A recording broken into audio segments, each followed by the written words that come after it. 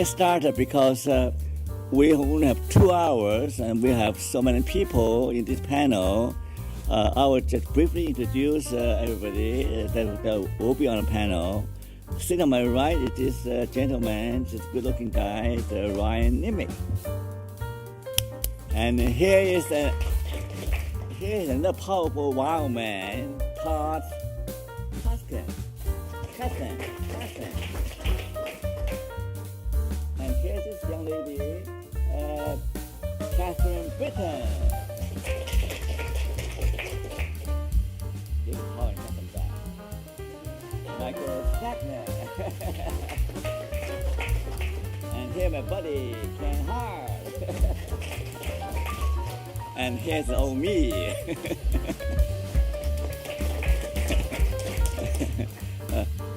This will be I'm experimenting with this session. I don't know how well it will work, but we'll try to make it work. Okay. So let me tell you a bit of history how to get started. So this guy and I often get into debate. Okay. I really appreciate that he's the only guy on the party psychology listserv that is decent enough to engage me in intellectual dialogue. So I said, no, we can't settle all these issues through email. Why don't we meet face to face? Come to my meeting conference. That's how it started, right? And then we said, well, we need more than one person. I said, a few more. Originally, I was trying to get him involved. He said, I can only come on Sunday. Originally, this is supposed to be on Saturday. So that's why. But you feel free to, anybody can jump in, okay? It's just informal, okay? So let me tell you about how it goes. I will start opening, talk about some of the issues that we've been discussing, okay? Because that's how it got started, right? And then you can jump in and challenge me, stop me, whatever, okay? So there's a roaming mic somewhere. Where is it? Jeff will be kind of mic to you. And I'll be followed by Todd, who will be, and then will be. Well, don't worry about the program. That's outdated. I email you already, right? I mean, that my email will override that program. So, okay, let's do that. You first, you second, you third, you fourth, you last. So that means you get the last word. So. Okay, you want to be last? Okay, last. Okay. 1, 2, 3, 4, 5. And I get started first because I organized it, right? Sorry about that. You can tell I'm a Chinese guy, right? I come from a country that is known for suffering and the trouble and the earthquake and drought and flooding and the invasion by foreign powers, the British, the Japanese, the Russians, the Germans, everybody invade China, right? And I went to Nanjing to give a talk this year. I visited the Nanjing Massacre Museum, to see people got slaughtered, the woman got a breast cut off, and the children, baby got hang on the lamppost. Almost 300,000 people were massacred, in a killing orgy, day in, day out, the competition to see who can kill more people. Personally, when I graduated from high school, I have to do a shit job, to support my parents, I have more failure than successes, unlike you guys, right? So, to me, life stinks. Life sucks. Life is suffering. So when I hear this part psychology say, life is great, life is good, everything's good, and when my friend Baumeister says that bad is stronger than good, the part psychology, we have a problem here. This Baumeister say, of course bad is stronger than good, of course. Then why the wicked people prosper? Why the good guy like me, being poor?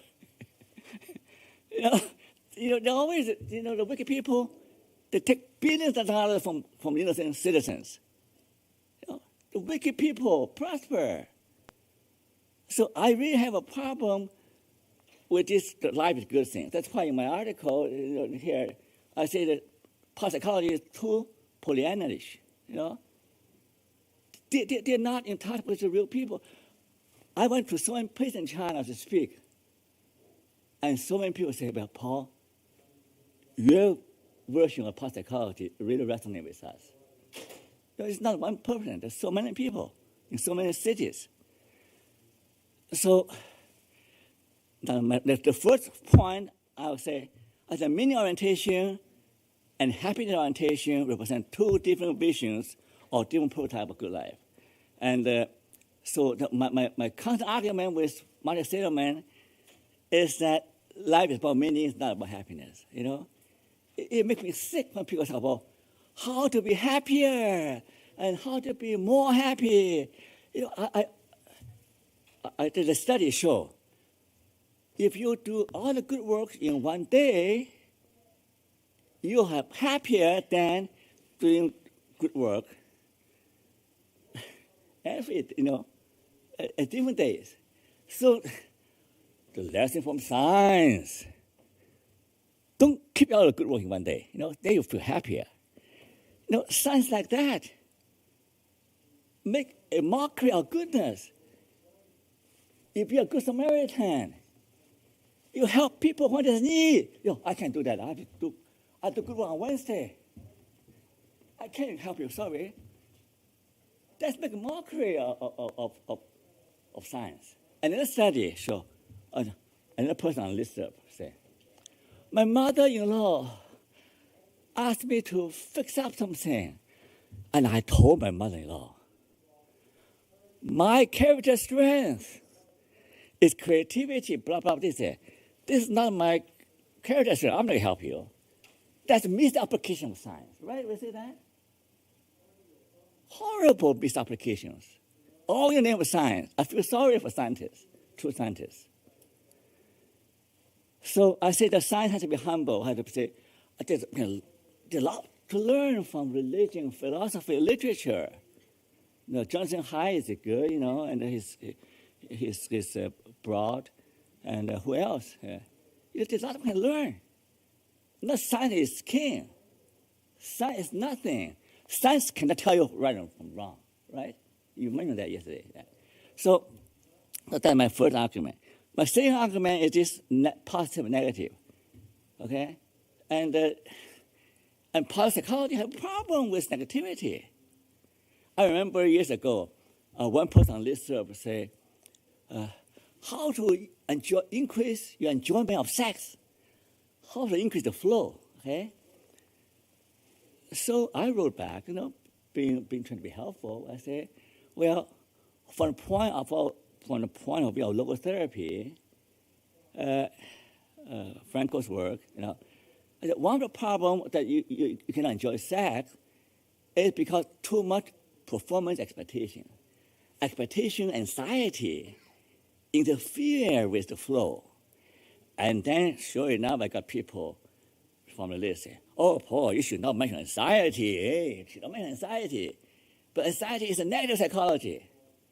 I got this rap all the time from this nuts in parapsychology, okay? They're really nuts, they're crazy, okay? You can only talk about positive, not negative, okay? Of course, you have to reduce anxiety, you have to enjoy the positive, right?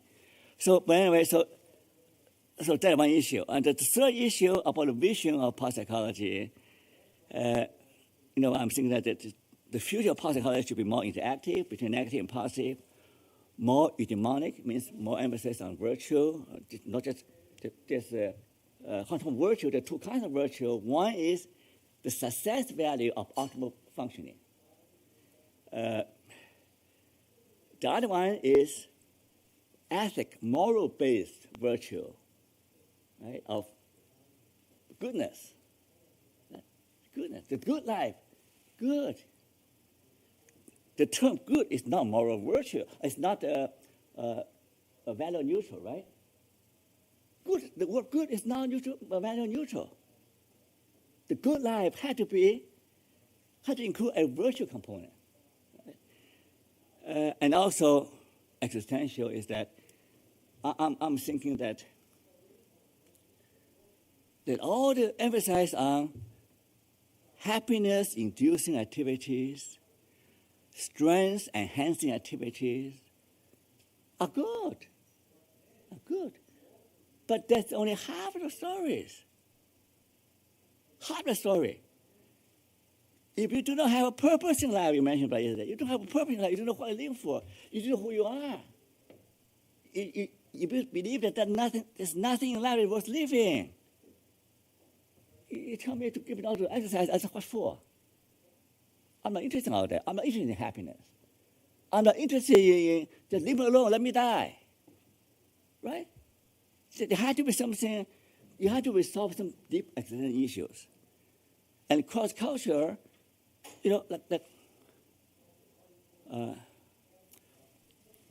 every culture has moral norms, right? What's good, what's bad.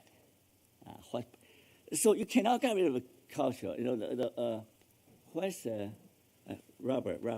Your father really believes in cross-culture. He is a cross-culture psychologist. So the new generation of psychologists believe in cross-culture. I mean, the old generation saying, oh, we are scientists. All finding, it's just like physics laws. It works all across the land. It applies to everybody. It's bullshit, okay?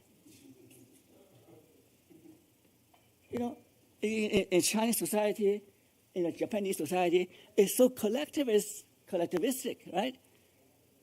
So what is? I wrote a paper with Fred Liang, well-known, Fred Liang, he's the president of International. I wrote an article with him about parapsychology, optimal functioning from a cross-cultural perspective. What is good, what is optimal, is not just for you, but often it's for the family, for the group, for the company. So you have to have this individualistic and combine me with we, okay? So these are the three big issues I have. And now I'm 42 slides, so I will stop right here. And so if you're interested in my idea, I can send you a copy. That's 45 slides. So I'll stop right here, okay?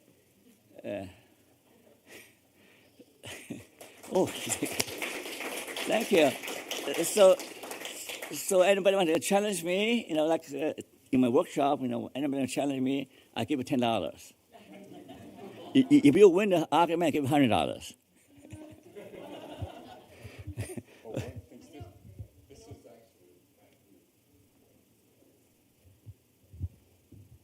I know I have my turn to speak later, but I just want to put in one of my pet peeves in life is the way people use the word Pollyanna to refer to unrealistic optimism. This is actually a book that is about somebody talking about how you live your life. And Pollyanna herself is actually somebody who plays something called the glad game, which is to try and find whatever there is to be glad about in whatever the situation is. So the original glad game, she gets a pair of crutches instead of a doll. And her father says, okay, how do we play the glad game here? And she can't think of any reason to be glad about getting a pair of crutches. And so he says, well, how about the fact that you don't need the crutches, that's something that you can be glad about. And the whole book is about how she helps other people learn how to see the gladness that exists in their very hard lives. And her life is no easy life. So anyway, that's just a pet peeve I have. Thank you very much for giving the background. But in a common day language, Pollyanna-ish means people have this seeing the world through rose-colored lens, right? So that's common usage now. May not be accurate, right? Another question. If not, then I will get the gentleman here, the wild man. Come on. Show up your muscle. Show your muscle. Is it all right if I don't use PowerPoints and actually talk to you? Oh, yeah. I use PowerPoint. I'm actually going to... All right.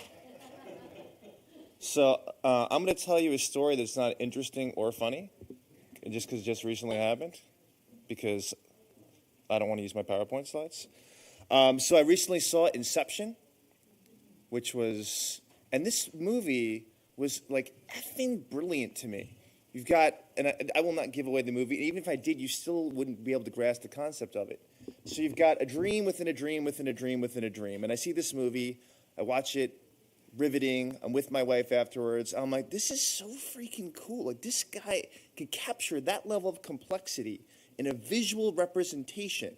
And it made perfect sense to hold these 4 dream sequences simultaneously, and they're fluid. Like, I've got to do something better with my career, something more profound, because this guy can do this visually. The stuff that I'm publishing is not interesting enough. So I went home and we were talking about this, and she's like, oh, you publish enough, you write enough things. Like, what are you talking about? I'm like, no, but that was like the magnum opus. I need a magnum opus.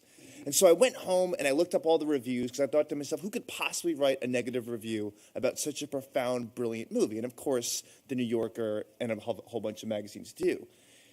And I was so happy to read that it took him 10 years to write this script, because I thought to myself, all right, that's cool, because that means that brilliance is possible to me. And I was so motivated that within the next 7 days, I had written a 50-page grant to the Department of Homeland Security about studying resilience in firefighters in 5 days. One of the biggest writing bursts of my entire career. There was one night where I tried to make sure that I was writing about 12 hours a day. I was waking up at about 5 o'clock every day in the morning. It was due on Friday. I found out about this 5 days before the deadline. We contacted five different collaborators, 5 different states in the country. We got this together.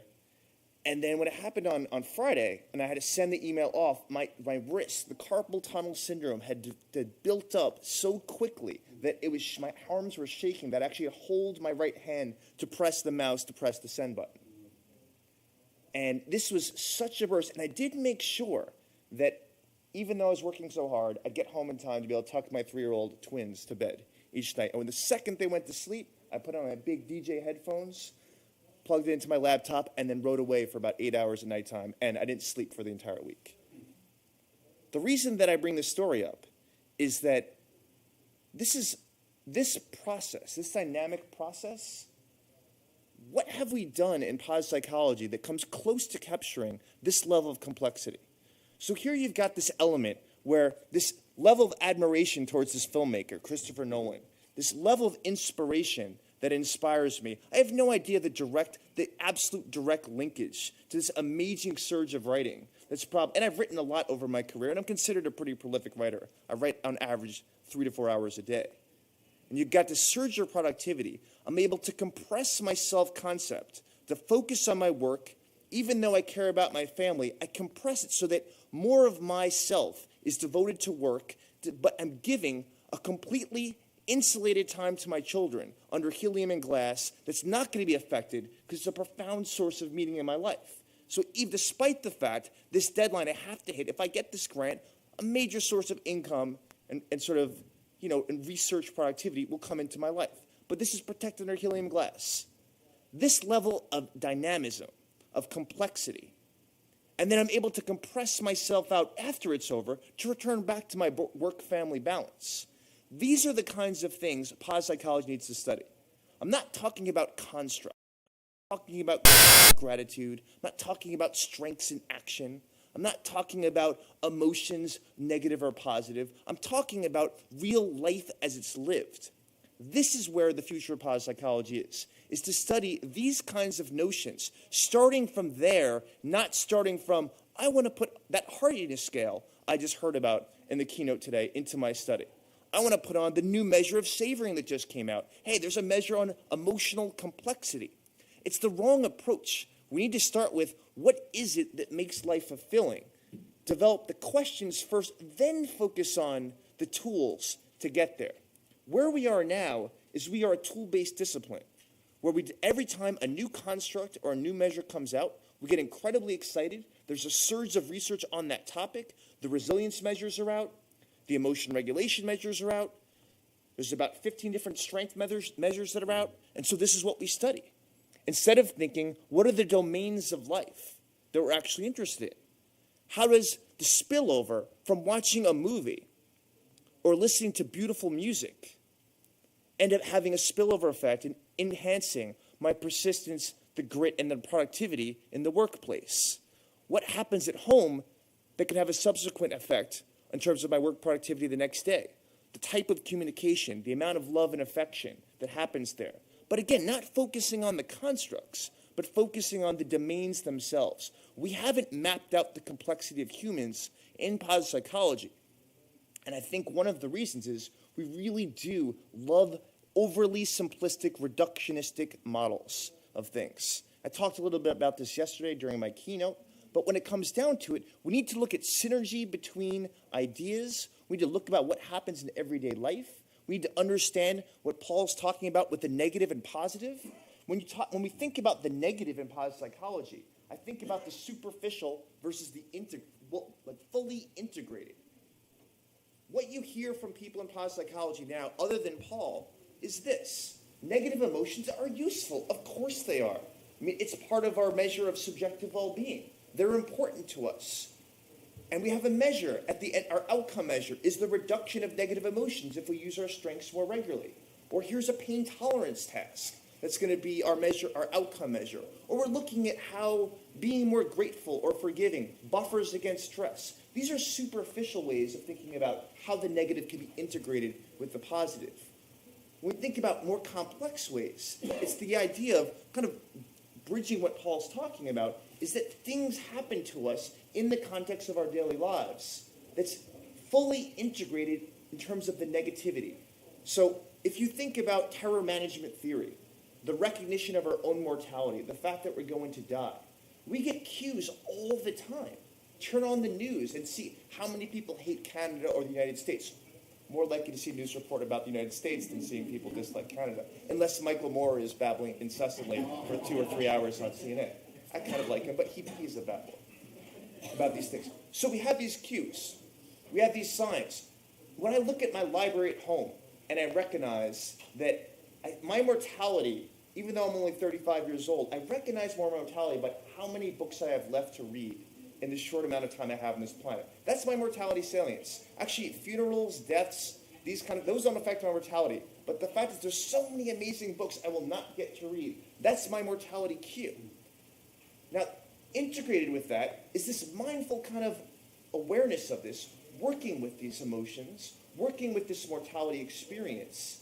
And in there somewhere, in that complexity, not watered down to death, anxiety is negatively correlated with a measure of positive emotions, which is how we study it now. But studying this complexity of what will that impact? Now that I've thought about my mortality by looking at my bookcase, thinking about the books that people are recommending to me, how does that subsequently affect other things that's going to go on the day? What I'm going to eat, my sexual relationships, how I am as a parent, my moral foundations for this day. Another aspect of positive psychology, the final thing I'll talk about, because none of this, I don't know what's coming out of my mouth right now, is the idea. It's basically the idea of we've thought about our tools as being direct reflections of reality. And so we have our measure of personality, and thus we assume, well, what's a personality trait? It's something that's a stable set of thoughts, feelings, and behaviors across situations. But the way we measure it is we give someone a questionnaire at one time point as if it's a static thing. I am an extroverted person. I'm a grateful person. I'm a creative person. Well, no, we ebb and flow in and out of these personality profiles, these behaviors that we engage in. You're not a mindful person. You don't invite someone to have a mindful life because they do an 8-week session, 8 weeks of work with John Kabat-Zinn or someone else. You ebb and flow out of this. I could be mindfully engaged with you right now. Right now we are building something, some ideas that are happening that are not pre-planned, pre-arranged, pre-organized, in a little spam packet that's going to pass the test of time with a bunch of cockroaches. What's happening here organically, I will immediately disengage from this state. Every once in a while, I overthink about things. I'm mindful. I'm overly thinking. I'm ruminating. I'm mindful. We don't study it this way. We study as binary. Mindful or not mindful. And I want you to be a mindful person. What we need to study is, the fact is we ebb and flow. I'm extroverted in this situation. I need some time to contemplate and think about that really amazing talk I heard. And I want to sit back and reflect on this. I want to have a tranquil moment to replenish my energy supply because I know I'm going to go out drinking with a couple people later. This level of complexity Until we start mapping that, we're not coming close to the good life. We're having an artificial straw house of what the good life is because we're letting our tools dictate what it means to have a good life, how to achieve it there, as opposed to actually studying the thing itself. And so I think the challenge for positive psychology is not being caught up in the psychological conflicts of interests. We all have our favorite constructs, our favorite interventions, our favorite tools, our favorite researchers. We need to challenge everything. We need to have a punk rock ethos, kind of like what Paul Wong was talking about. Seligman's not always right. Paul's not always right. Half the things I'm saying is crap that I'm talking about right now. The things that are published doesn't mean that it's in the annals of science that this is a truism. Barbara Fredrickson's model of the broaden and build, most people don't even know what the data is to support that model in terms of separating the broaden part and the build part. We assume these things are true, and we don't challenge them. We're not a monolithic empire where everything that comes out of the University of Pennsylvania because Seligman founded positive psychology automatically becomes the zeitgeist that people should be listening to. We should be constantly challenging things. We should be going back to the Hans Eysenck way of science, which is through rigorous intellectual debate. We will evolve greater ideas because the people don't matter. What I write might matter. I don't matter. So attack me, attack the ideas, attack everyone. You know, if you see the Buddha in the middle of the road, you should kill him. That should be the philosophical perspective that positive psychology has. Instead, we have hero worship in terms of we've got these pillars. We've got programs where we pay $40,000 a year to meet John Haidt and Barbara Fredrickson and Sonia Leah-Bromirsky. And someday, maybe, you know, Steger and Robert Biswas-Diener when they do something a little bit more productive and useful with their work. This is not the way science progresses. Science is a battle of means and ideas to create a better understanding about humanity and the best, most effective strategies to help create that life for the individual people in front of you. By missing the complexity, we're missing the picture. And so what I ask for the future, for my visionary idea, is that we appreciate and engage with this complexity and this messy nature of humans. And we try our best to kind of do it. And we're going to fail on those efforts, and people will build on our shoulders to improve that. Thank you.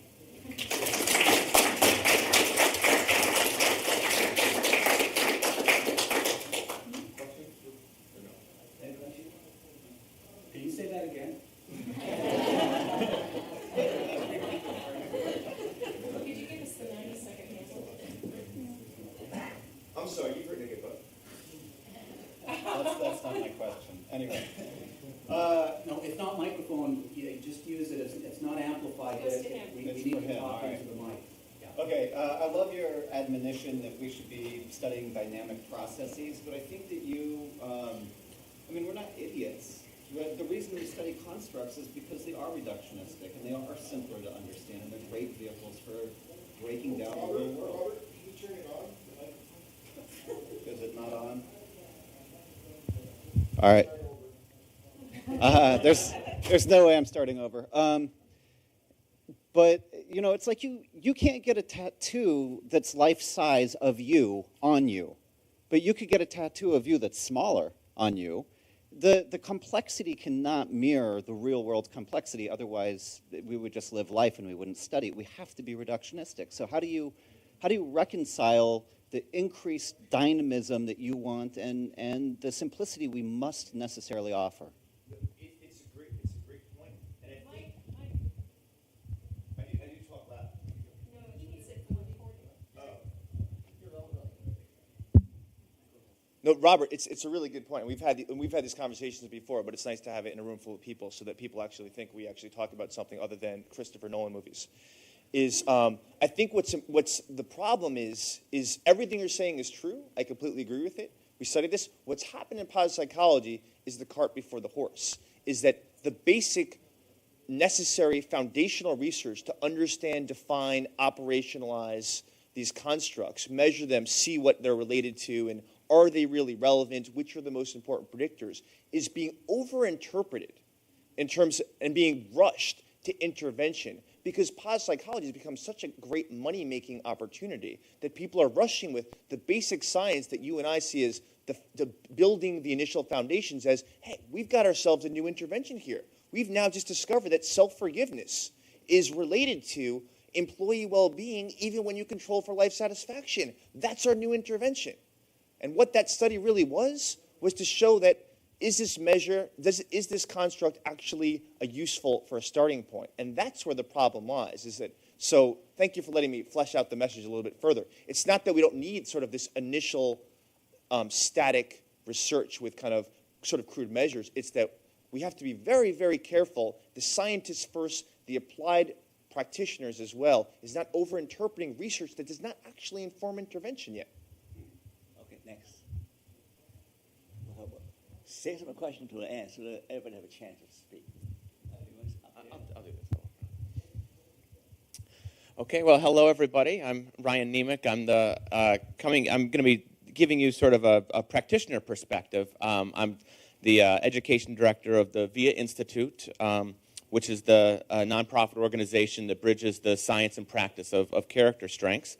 And I thought I'd start with a little story. I wasn't planning on it, but since Todd talked about movies and talked about the complexity that we need to look at in terms of nuances and in terms of really speaking to what makes us human, I saw the movie Invictus. I don't know how many of you have seen the Nelson Mandela film Invictus, several of you. And before I saw the movie, I had been in sort of a semi-argument with my wife. She and I had been arguing about whether the whole issue of having her spending more time with her family or not, with her parents, and I wasn't being terribly empathic and understanding. I was just kind of going by my own bias, my own kind of self-interest, and wanting just to have my own time and have time with her. And then I went and saw this movie, Invictus, this powerful, powerful story of Nelson Mandela. And, certainly we all know about the incredible suffering that he went through. It's unimaginable. And then what he did to unify an entire nation through sport. And so I'm in the theater by myself with maybe two other people because it was in the afternoon. And just suddenly began to feel that emotion that Jonathan Haidt talks about, elevation. And this is that emotion where when we're observing some act of moral beauty, moral goodness, if you will, or moral excellence, and then we feel the physiological sensations in our body of that emotion. So as a response to that moral goodness, the tingling in the chest and the warmth in the stomach and the tingling down the fingers. And then most importantly, we feel motivated to do good because of watching that, because of that moral goodness. And so I'm feeling those sensations that we often feel to one of our favorite movies.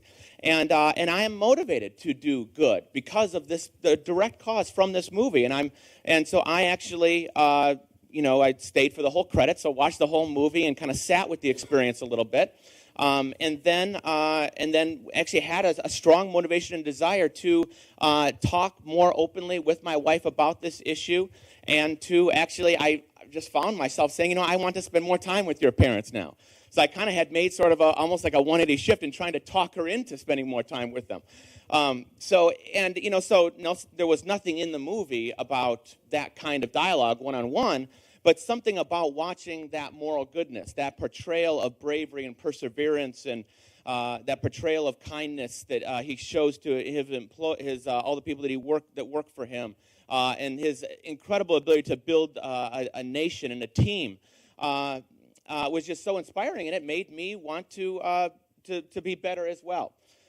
So I don't know how to study that. I'm not a researcher, but those kind of human experiences and nuances what I would be like to see more. And my passion is movies, so I'd like this to be studied more. This aspect of cinematic elevation and how to tease apart all the different issues of that, of how viewers approach movies and what goes into the viewer's experience. How do you prepare a viewer for the movie? What type of movies make the biggest impact? What character strengths can most be susceptible to be building up, and that experience of elevation around those strengths for us to really to do better in society? Because I really believe then that if we allow it, movies can impact us, and then they can change us, but also really change the world.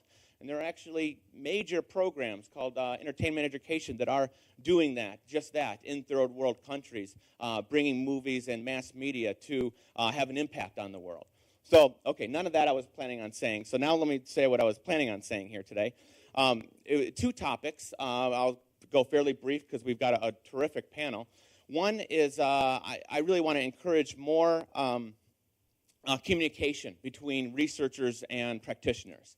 And I really think that that's really one of the keys. I mean, that's what positive psychology is all about science and practice and building bridges between the two.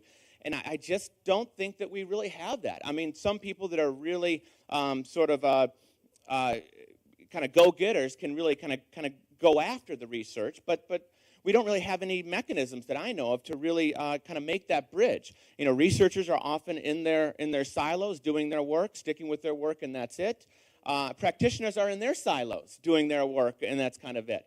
But I would really love to see more interaction. I mean, my approach has been to just try to stay in touch with researchers and learn what they're doing and try to understand it in more of a practical way so that I can kind of then disseminate that to other practitioners.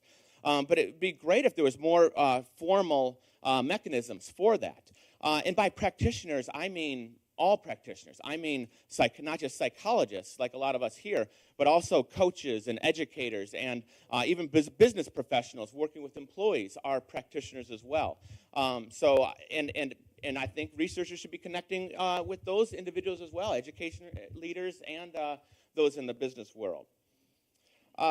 You know, one sort of problem in this whole area that I see from the practitioner standpoint is and Todd alluded to this, is that practice really sort of tries to run ahead of the research. Research always lags behind. The science always lags behind. And the problem is practitioners are so hungry for this stuff.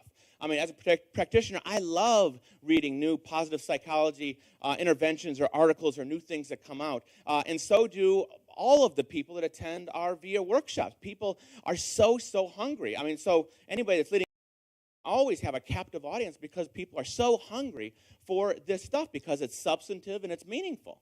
And so there's couple that hunger with practitioners having to work with someone in front of them who is suffering. So the practitioner has to do something with this person that's suffering in front of them. And they want to be able to use traditional approaches, CBT and other approaches in traditional psychology, but they also want to use this stuff that they've been hungry for, this positive psychology stuff. So that hunger combined with this suffering client in front of them, practitioners have to do something. So then, therefore, they start to apply things, and they sometimes don't apply it in the best of ways, and therefore practitioners run far ahead of the science. So that's kind of one problem. I don't really have a lot of the solutions. I'm wondering if those in the audience have solutions. So bridging the gap more between researchers and practitioners, having more open dialogues. I think Mike might talk a little bit about tapping deeper into the American Psychological Association as a method, accelerating research, teaching more evidence-based practices. So, you know, those are just some ideas. Curious what you all will think. But I want to talk about one more piece, and that is I'd like to see more in the future, more integration among positive psychology theories and practices, and also positive with traditional psychology practices.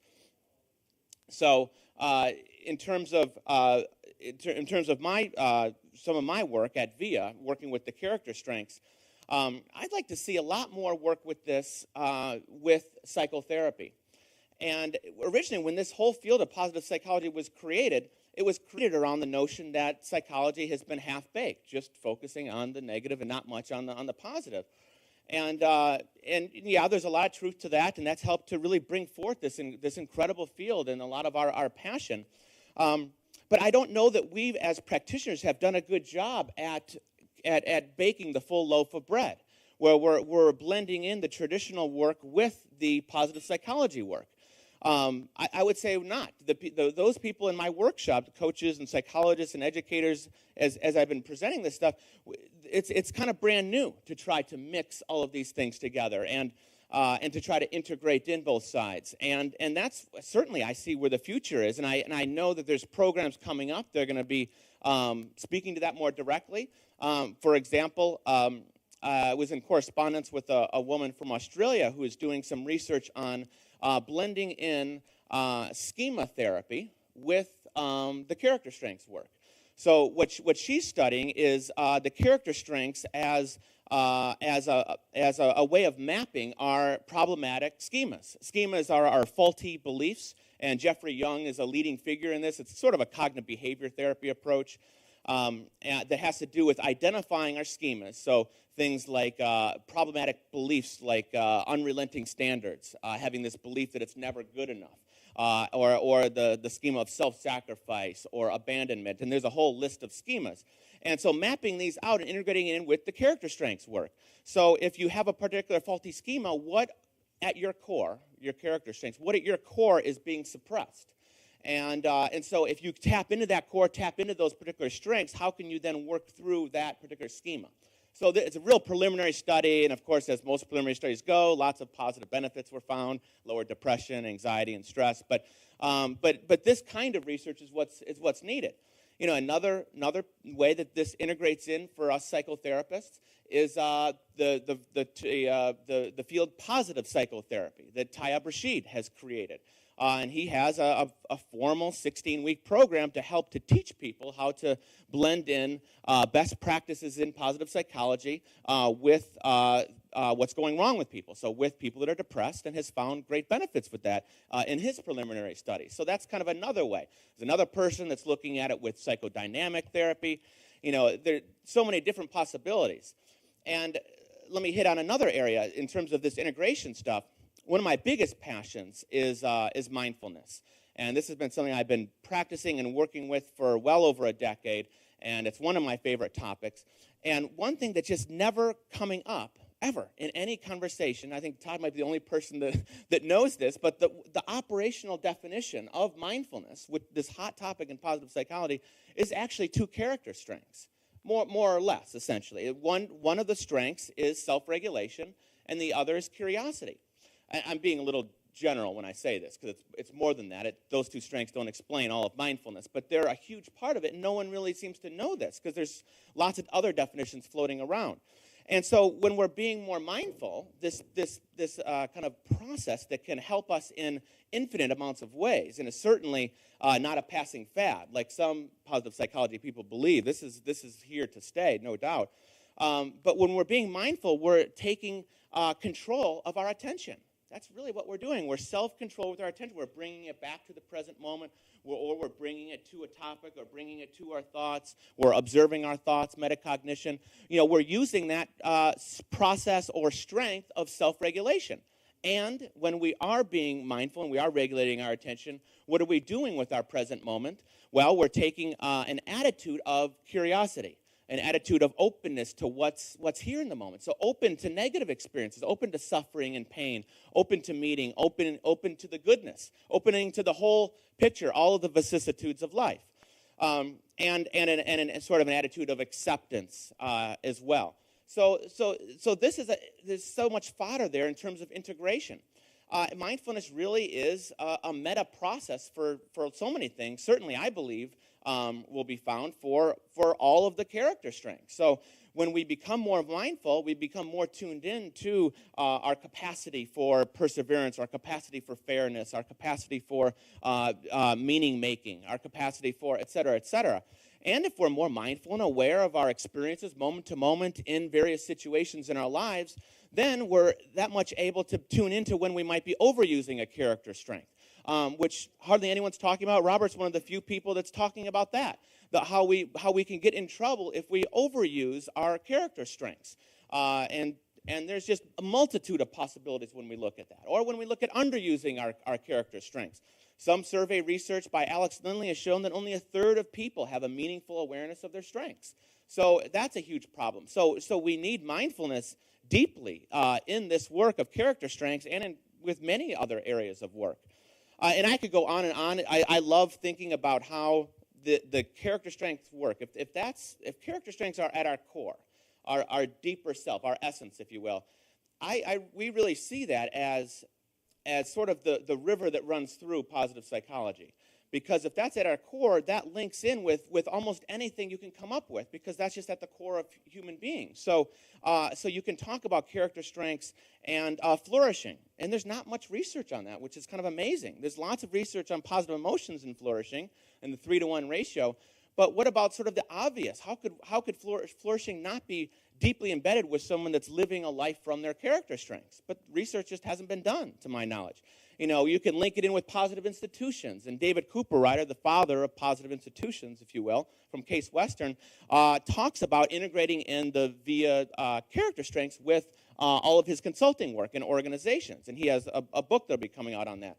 You know, or you could link it in with positive emotions, and I don't know that that's been very much studied. So if you try to build up the emotion of hope and gratitude and interest, does that actually build up the trait of hope and curiosity and gratitude, or other traits maybe? So there's so much kind of dynamic possibilities with this work, so much to be integrated in, and I'm just kind of sticking with the positive psychology topics. I'm not even going into more other topics, like with traditional psychology and so forth. So I think I'll pause there. I'm not even sure how I'm doing in time. I'm probably over, as I almost always am. So let me pause, and do we want to take questions, Paul, or pass the baton?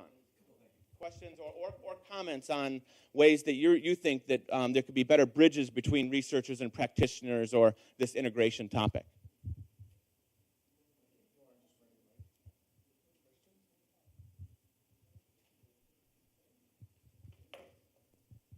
Hi, Ryan. Thanks for that. Yeah, I think what's going on in positive psychology now is very much reminiscent of when I first started off in the area of behavioral medicine health psychology in 1979, 1980. That was 30 years ago. There were no textbooks available 30 years ago in the area of behavioral medicine health psychology. There were no journals, as there are now, dozens of journals in the area of health psychology, behavioral medicine. 30 years ago, there was nothing. They just started off. The Yale conference, I believe, was in 1978. Graduate programs came on later. So look at the development that's happened in the area of positive behavioral medicine, health psychology in 30 years. The recent practitioner journals that Ryan talked about, I think now they came on many years later in behavioral medicine journals now for practitioners. But look how long that took. It took over 20 years, I believe, for those journals to come online. And I think the science came on first, and then the practitioners came on. I mean, and I remember reading as a young graduate student warnings. Let's not be over enthusiastic. Let's not make claims that go beyond the data, because there were all kinds of worries about, over claiming and then really undermining, the progress to be made in the area of behavioral medicine and health psychology. And so I think I would love to see somebody, hopefully in this room, write an article on, let's not, go down and make all the same pitfalls that happen in behavioral medicine and health psychology, because, there's hardly any textbooks out there now. I mean, it's the same position now. I mean, we're 30 years behind. So what we need to do is all come back here when we're older and wiser in 30 years and say, look, we avoided all the pitfalls and we made a lot more progress than they made in 30 years. We made 60 years worth of progress in 30 years in health psychology by learning the lessons from what happened in behavioral medicine and health psychology 30 years ago. So anybody want to volunteer to write that article on what we can learn from the history of behavioral medicine and health psychology and benefit from that in the area of positive psychology? Since I'm one of the shorter people on the panel, I figure I'll get up here where I get a little bit of height advantage. We should have a competition, stand back to back and see. The first thing I want to say, I woke up thinking this morning, that I'd like to make the comment that we've been talking about positive psychology here a little bit as if it's a dogma and Martin Seligman is the Pope. And actually, it's a very, very distributed study. There are lots of people with different interests. Martin Seligman certainly has a big voice, but his is not the only voice, and people don't all sit at his footsteps and follow what he says. Also, positive psychology is not just the study of happiness. I think of the division as being, we focus with what we sometimes look for a word, traditional psychology, with what happens when things go wrong in people's lives, what can we do to ameliorate it, and the call to action was, let's turn our focus and also study what goes right in people's lives. Why does it go right? What can we learn from it? What can we do to help people out?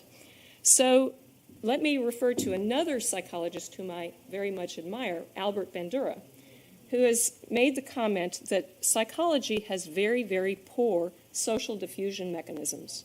Things get learned in academia, things get learned in research that don't make it out to the public.